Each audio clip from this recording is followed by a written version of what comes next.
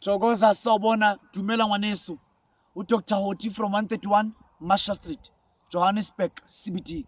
Ila ngitholakala khona, ila ngiyenza imisebenzi yami khona yokuvula izinto zabantu. Ngifuna ngizwe kahle. Lana emhlabeni siphile emhlabeni ukuthi abantu esiphila nabanomona bayasimonela, abasifuni. Kunabantu ukuthi phezulu kwempilo zabo kwakumele ukuthi ngempilo wena uphambili wena, but akwazeke ukuthi uye phambili ngempilo ngoba kunayo loyo muntu loyo oyikuthi ubhizi nempilo yakho, kunaloyo muntu loyo ovala izinto zakho, kunaloyo muntu loyo ohlangahlanganisa impilo yakho.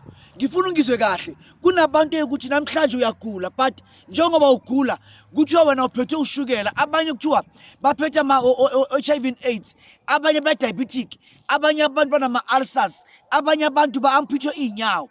Namhlanje awusena nyawo ngoba ubunesilonda wena. Ngibatla ngikuhle ngwaneso. Konke lokho sometimes kwenziwa abantu ngemithi ebuthakathi. Imithi yobuthakathi iyakwazi ukwenza ukuthi izinto ziyenzeke empilweni yakho umoshakelo impilo. Kunabantu ukuthi baphuma kuma accident amabi noma baphila under ingqindezi yokufa. Abanye bayagula, abanye imizimba yabo ayisekho right, abanye baphila ngama accident each and every month noma each and every year. Umuntu hleze engena kuma accident. Abanye abantu yonke impilo yabo nje ayikho mnandi. Awutholi ama promotions, uthakathiwe. Awutholi umsebenzi, uthakathiwe. Niyaqabana ekhaya, uthakathiwe. Awutholi imyeni noma umendo, uthakathiwe. Awutholi bantwana, uthakathiwe. Ngibatla ngikuhle ngwaneso.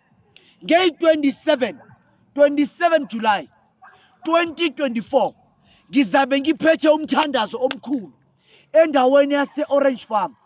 Orange Farm Sikhumbuzo Secondary School ngase Golden Highway, Orange Farm Extension 2.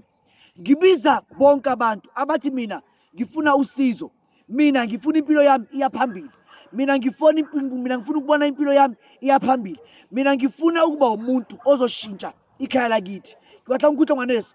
Nge-27 zika July, Saturday, this coming Saturday, ngizabe ngise Orange Farm ngiphethe impande yokugeza abantu, ngiphethe impande yokulungisa abantu, ngiphethe impande yokuphakamisa abantu, ngiphethe impande yokuvula inhlanhla zabantu, ngiphethe impande yemithi eyabantu azoyiphuza kuze bekwazi ukuphila.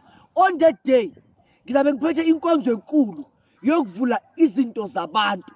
Woza nomndeni wakho, woza nabakini, woza nomyeni wakho, woza nonkosikazi wakho, woza nezingane zakho ezingatholi umsebenzi, woza nezingane zakho ezibhema drugs, woza nezingane zakho ezilahlekelwe mhlambe ifuture yazo ukuthi kanti kuyokwenzeka ini ngazo. Mamela ngwaneso, nge-27 July ngizabe ngisesikhumbuzo Secondary School. 27 July on Saturday ngizabe ngisesikhumbuzo Secondary School ngigeza abantu, ngivula inhlanhla zabo, baphakamisa. Mina Dr. Hoti ngiza ngokwami, angithumela umuntu.